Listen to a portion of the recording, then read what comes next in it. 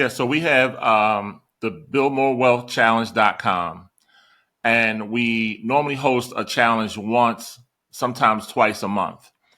And the mindset around it is like you and I, especially you coming from the same financial type of background, right? We understand certain things that is just not common. So Mm-hmm. one of the things that we begin to teach about initially is how money actually works.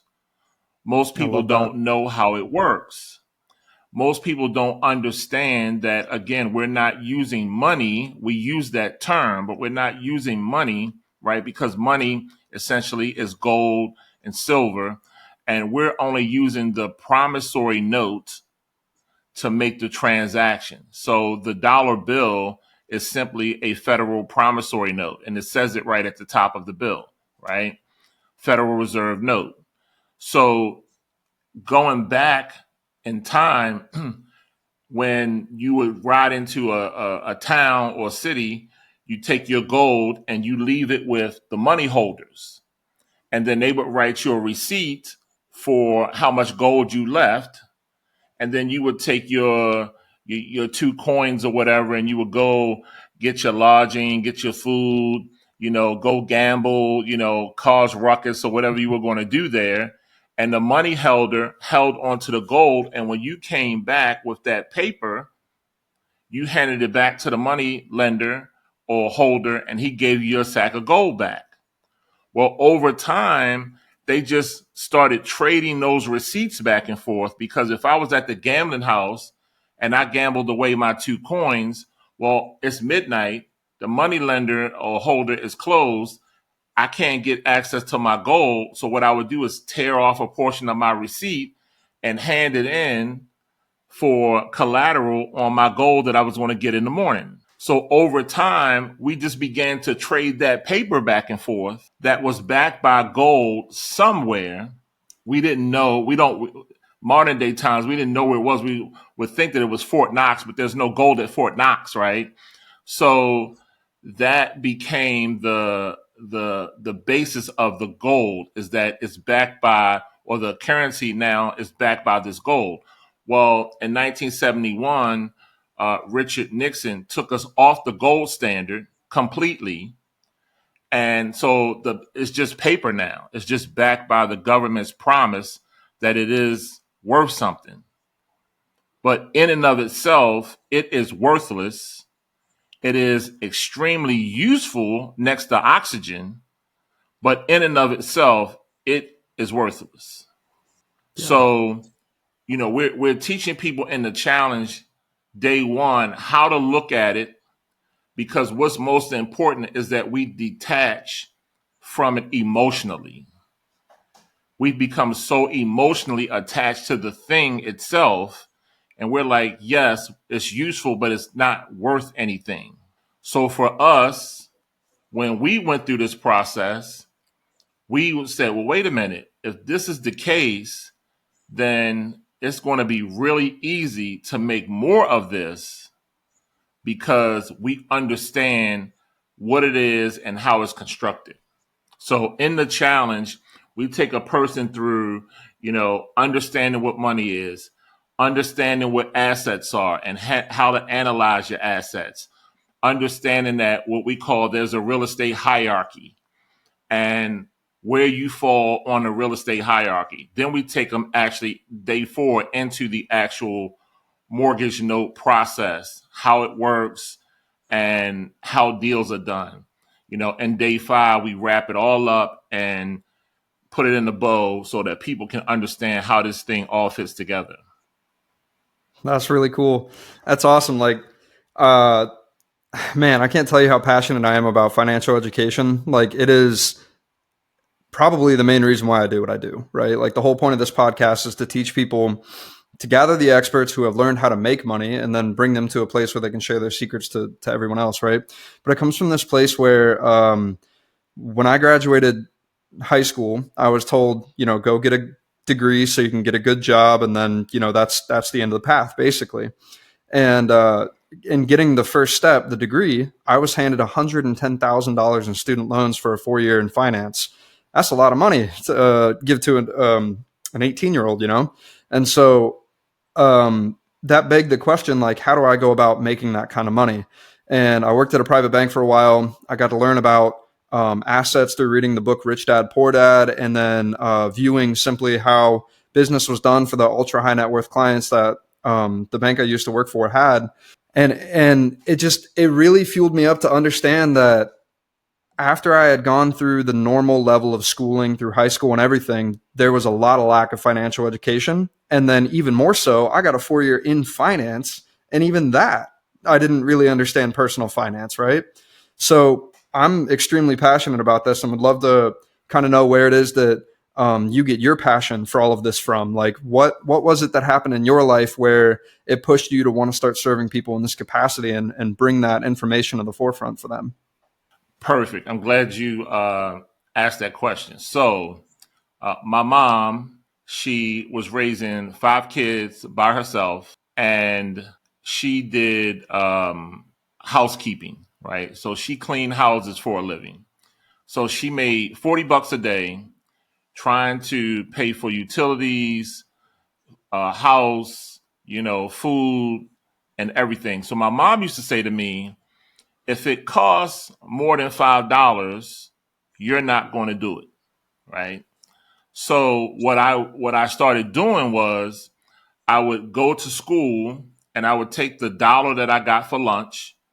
First of all, I would save my lunch money. I wouldn't eat lunch, right? So I would save my lunch money and I would take the dollar that I got for lunch and I would go and buy candy. So I would buy candy, take it to school, and I would sell the candy. Kids in school want candy. Some of these kids got way more money than I had.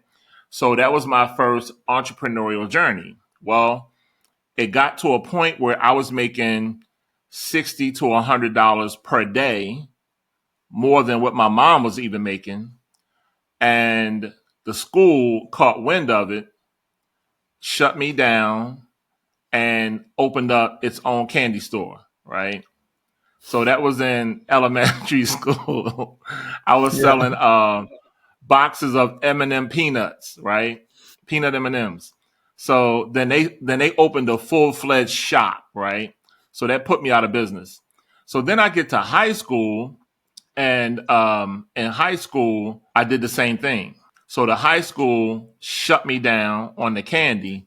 But then what I started doing is I started selling little teeny bottles of perfume, right? Hmm. And essentially it was like body oils, right? So I started selling that. And again, I was making like $100, $200 a day, right? It was like I couldn't even get any schoolwork done because I was making so much money. And that allowed me to really help my mom, right, and help her pay bills and stuff like that, and bring in food for the entire family. Now I'm the youngest, but I'm bringing home $100 a day. It's nothing for me to give my mom $75 of the 100 that I made and keep 25 for myself, because I have a market that's constantly buying from me every day. you know so my passion for this financial space comes from really wanting to help my mom. And whenever I help somebody complete a transaction, or whenever I'm dealing with like one of my mentees or coaching clients or whatever, that's in my mind, which is like, I wished somebody had helped my mom understand like the finance portion of life. And so she paid $352 a month for rent. And the landlord came to her and he said, I want to sell you your house for $3,000, because the landlords at that time, they came around and collected rent themselves. So every month you're going to see him. So he said, I could sell you the house for $3,000 with no money down. You just have to sign the papers. So my mom said no, but she didn't have enough understanding that she could have just signed the papers, and what she was paying for rent would have allowed her to own the house. And she wound up staying in the house like another 15 years. But because she didn't understand, she didn't buy the house, which could have left her many years of not having to pay rent. Mm-hmm.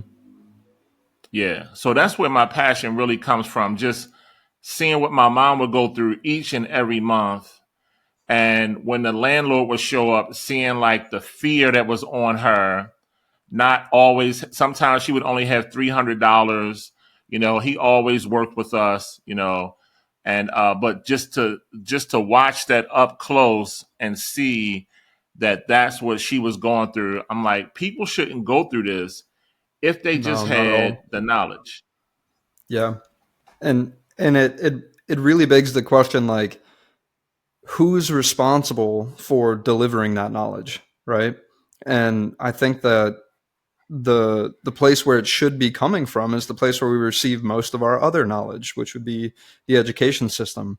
But for some reason, they don't put the emphasis there on that, which I find just personally straight up wrong.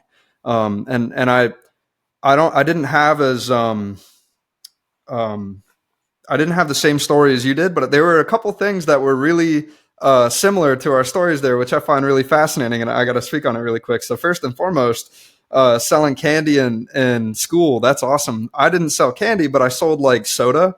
I would go to the store and I'd buy like a 2 liter and keep it in my backpack, buy some plastic cups and hand it out for like a quarter in school and stuff like that. Kids would eat it up. Nice. And then I'd be able to go restock the next day. And I do the same thing with like cereal. Frosted Flakes was my favorite product to sell because it was the best one.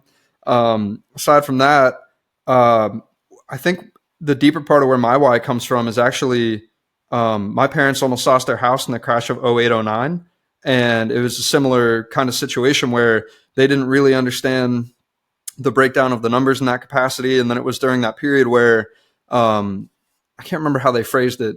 It was where the notes and the mortgages were not necessarily backed by like good research on whether or not people could afford them. And so they managed to just squeeze in right before that happened. And then the 0809 crash caused my mom to lose her job. My dad's construction business came to almost a complete halt.